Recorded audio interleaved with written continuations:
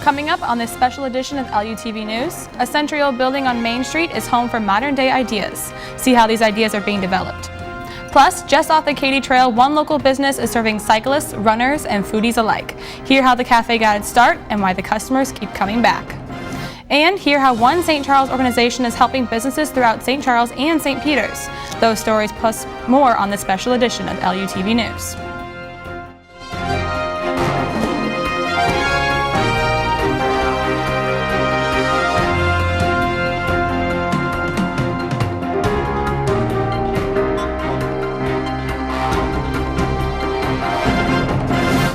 Welcome to this special edition of LUTV News. I'm Cassie Kibbins. St. Charles is home to small businesses and new ideas, which can be seen in a historic area. We'll take a closer look at some places making strides here in St. Charles. St. Charles's Main Street is a popular place for community members and visitors. Along the 10-block Nationally Registered Historic District, there are multiple shops, businesses, and offices. According to HistoricStCharles.com, there are more than 125 different businesses. Of those are restaurants, sweet shops, antique stores, and more. Some buildings are even seeing an internal facelift while staying the same on the outside. One older building on Main Street got a makeover and is now a place for young entrepreneurs. LUTV News' Daniel Ratlander takes a closer look at what the new place has to offer. Daniel? After several years without any purpose, the old post office is celebrating a huge comeback. OPO Startups is a young company focusing on supporting local startup businesses. The old post office on Main Street in St. Charles has been around for more than a century. After being empty for several years, it has a new purpose. Named OPO to honor its traditional location, the young company provides opportunities to young entrepreneurs. Megan McKisson, the project manager at OPO, explains the company's mission. So we take businesses in the early stage and help give them a place to affordably grow and helpfully foster their development. One of the main ideas of OPO is to get young entrepreneurs paired with experienced professionals. Jim Elder is president of the St. Louis company Allegra and a former professor at Lindenwood University. He volunteers to give workshops at OPO to lead the next generation. Each workshop will have a different topic, but they're to help them better understand and succeed in developing their businesses. While workshops and presentations are the key events of OPO, the company also puts effort into making the entrepreneurs feel comfortable. They can either play a game of table tennis or foosball, or relax on the couches or in the open kitchen. So you want your entrepreneurs to obviously feel comfortable, but have them interact with each other and then hopefully use each other for resources, ideas, and build stronger, bigger businesses. One of the more experienced regular entrepreneurs at OPO is London native Mark Neville. He is founder and CEO of Connect VR, a system that uses smartphones to create virtual realities. He wants to share his experiences, but also wants to gain fresh ideas. And I sometimes mentor other companies and other entrepreneurs. Also, you know, from my own perspective, you never stop learning as an entrepreneur. OPO Startups will celebrate its one-year anniversary this May. Founder Randy Schilling announced that the big community event is planned on Main Street, St. Charles for May 6, 2016. For LUTV News, I'm Daniel Ratlander. It's not just developing new ideas that has people coming to St. Charles. The Katy Trail attracts cyclists, runners, and walkers looking for a bit of fresh air. According to BikeKatyTrail.com, St. Charles is at the 39.5-mile mark along the more than 200-mile trail. The Katy Trail runs along Riverside Drive, where even more small businesses are located. Riders, cyclists, and walkers alike have a few options to take a rest stop at. The Bike Stop Cafe and Outpost is a place where Katy Trail cyclists, runners, and walkers can take a break. But the shop is not just for the athletic. People also stop by for the food. Bike Stop Cafe opened in 2010 on 2nd Street in St. Charles. The cafe moved to its current location on Riverside Drive 3 years ago. Positioned near the Katy Trail, this cafe's mission is to provide a rest stop that feels like home. Biking is universal. Eating healthy is universal. And it sort of draws people to us because it feels comfortable to them. It feels like something they know and are familiar with. Jody and Tony Devonshire opened the shop to combine their two passions. I enjoy cooking healthy foods. He works on bikes. We both have bike passion, so it really just seemed to fit nicely. It really was something that was missing from the area. Bikers, runners, and walkers stop by the cafe before or after the ride. But for some customers, it's not the draw to biking that brings them in. I come here for the food and the coffee, and it's a real nice laid-back atmosphere. I bring my daughters here for breakfast on Saturday mornings, and All the people who might be inside or outside are very nice to them. For those who do stop by with biking in mind, they can come straight off the Katy Trail and relax a bit.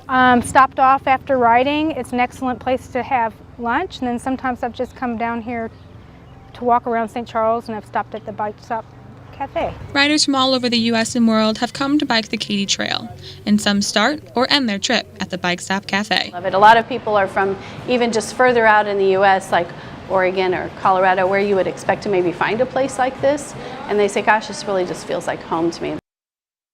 The Bike Stop Cafe and Outpost organizes rides and runs along the Katy Trail almost every day of the week.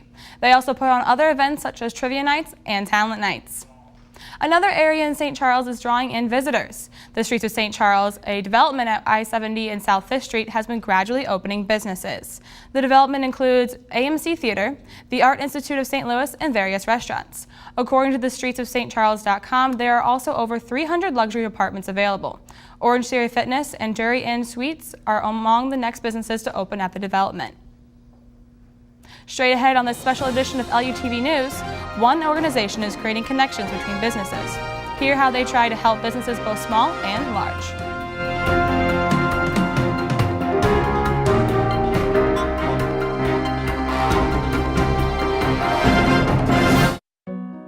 They said a bottle was just a bottle.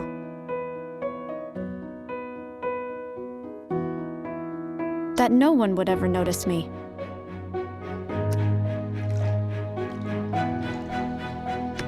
But I knew I could be more.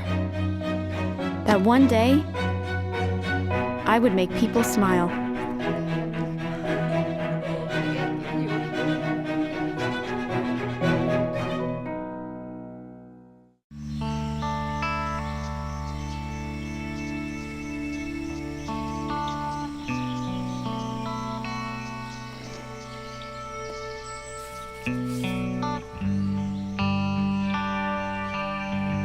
This is the moment I knew.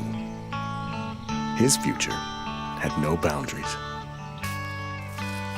There are some moments only the forest can inspire. Find yours at discovertheforest.org. In St. Charles, there are businesses throughout the area, but starting one can take time and resources. I found some of those resources that can help new businesses start off on the right foot.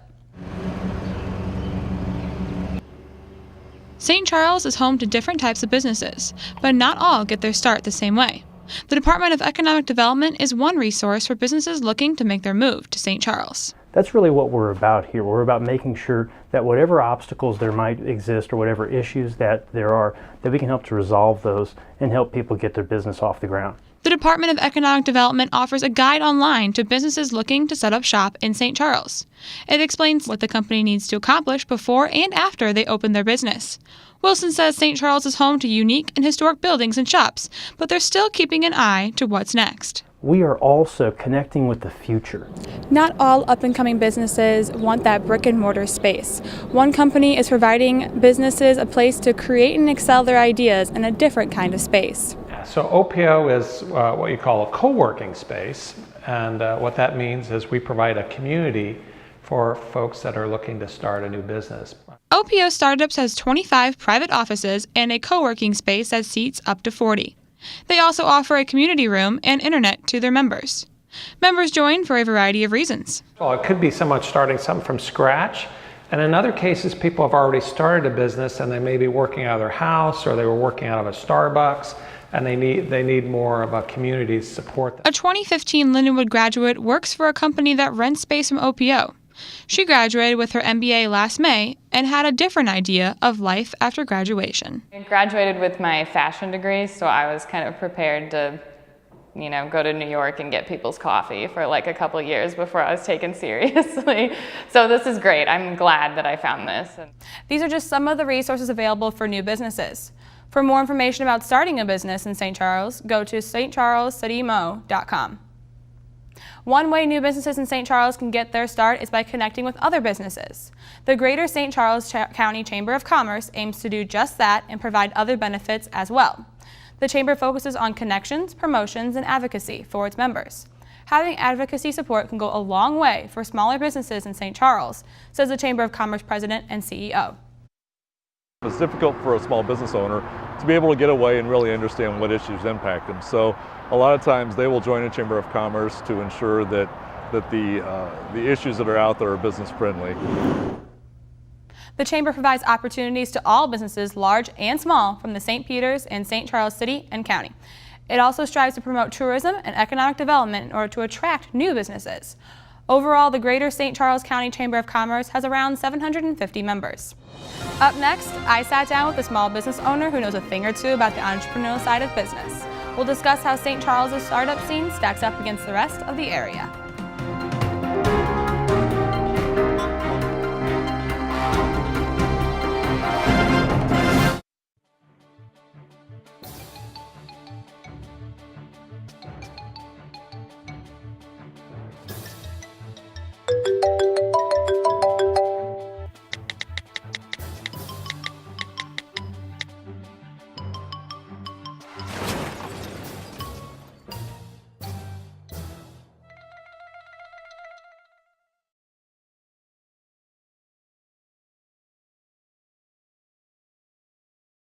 There are 16 million children struggling with hunger in America.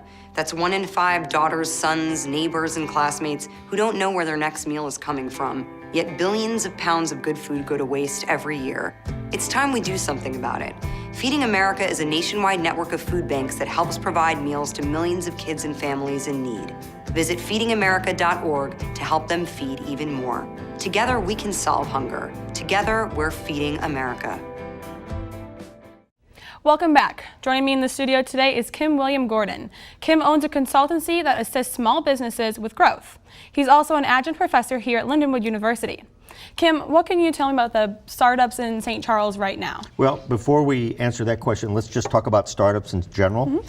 There's a significant difference between entrepreneurial and startups. We can get into that in a second. But the entrepreneurial market, as we look forward for the next 10, 15, and 20 years, is explosive. We live in an entrepreneurial age. New ideas, new processes, new inventions are just crawling out of the woodwork. Additionally, we are also looking at an economy that seems to be more collaborative than competitive. So when you marry those two, the entrepreneurial marketplace and the collaborative economy, you really end up with an incubation arena that is very conducive to people with great ideas starting great companies. To answer your question, here in St. Charles, there is a growing movement and evidence of the recent installation of the OPO, the Post Office Entrepreneurial Startup building down on Main Street, is an exciting addition to the community as people begin to really dream stuff up that we've never seen before. It's fun. Awesome. So is OPO the only place that people can go to spread their ideas? Well, in the community, the immediate community, but there's dozens in the St. Louis region. There are things like the Missouri Venture Forum, which I would recommend anybody that is really wanting to get an entrepreneurial idea off the ground. At some point, you're going to need some money.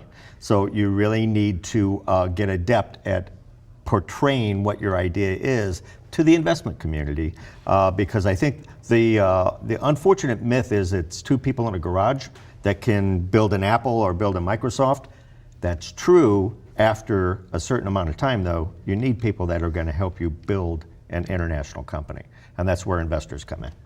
So in the St. Charles area, we have OPO. Are there any other things or organizations people should join while they have their Across the board, if you're not a member of the American Marketing Association, I would become one.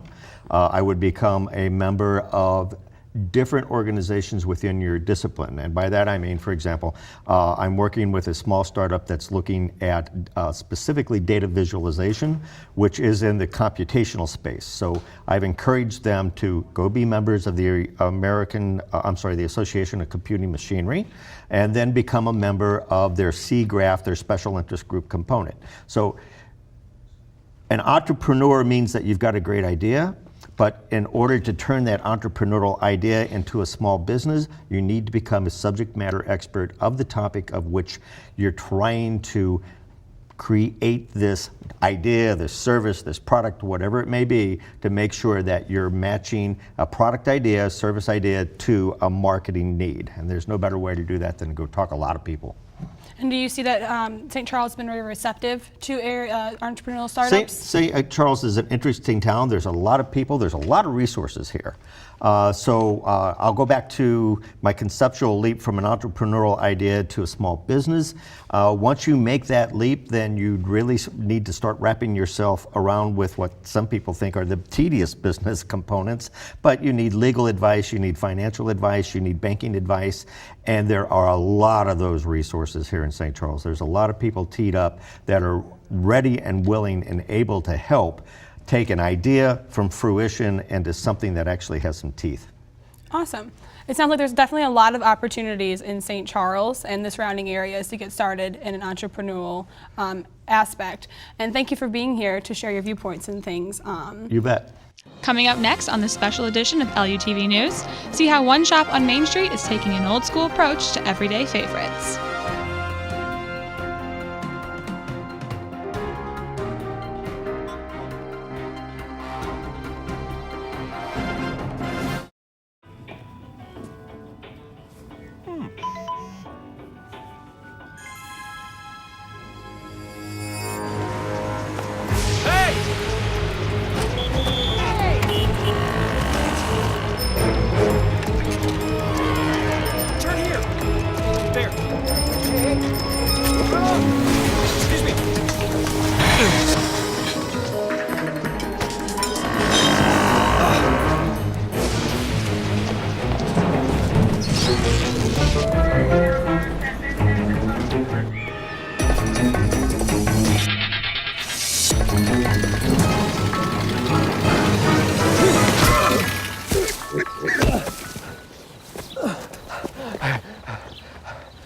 So, same time next week? Well, of course. Put away a few bucks, feel like $1 million. For free tips to help you save, go to Feed the Pig.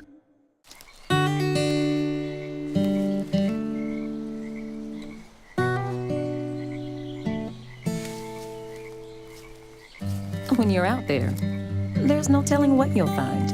I see it! I see it! Oh, look at you. There are some moments only the forest can inspire. Find yours at discovertheforest.org. Main Street in St. Charles is home to many different shops and restaurants, and one place is bringing back some classic diner moves from more than 60 years ago. One shop on Main Street is taking its customers back to the 1940s. Little O's Soda Shop opened its doors 4 years ago, and the owners are keeping it old school. I just love the old school days. It was a simpler time back then. Things were slower pace, easier to go in life, so people had to write the original times. All the U.S. towns used to have one. Every center town had a drugstore with a soda fountain, and Main Street needed one. Brent opened the place with his wife, Christy, in order to bring back some old soda shop thrills. It all comes down to phosphates, a mixture of carbonated water and syrups. But the magic comes from the person making the drink. And yeah, that's my title, is I'm a soda jerk, so it's great to come in and say I get to be a jerk for work. Getting a classic soda can take some customers back in time. My favorite time is when there was a gentleman here and said, he goes, I haven't had a lime soda since I was a kid. And watching him take a sip of that lime soda and watch him turn into a 7-year-old again, a 70-year-old man turn into a 7-year-old was just amazing. Even the younger generations are embracing the old school feel of the shop. When we come to Main Street, we always ask to stop and have ice cream. Because they have good ice cream here. Generations may change, but Little O's Soda Shop's mission stays the same. It puts you in a place where it's a much simpler time when you didn't have to go through such complicated processes. Like we say, everything we do here is from scratch by hand, just the way it should be. Little O's Soda Shop is also famous for their gooey butter cakes and root beer floats. You can find them on Main Street or visit their Facebook page at facebook.com/Little O Soda Shop for more info. That's it for this special edition of LUTV News. I'm Cassie Kibbins. Thanks for joining me.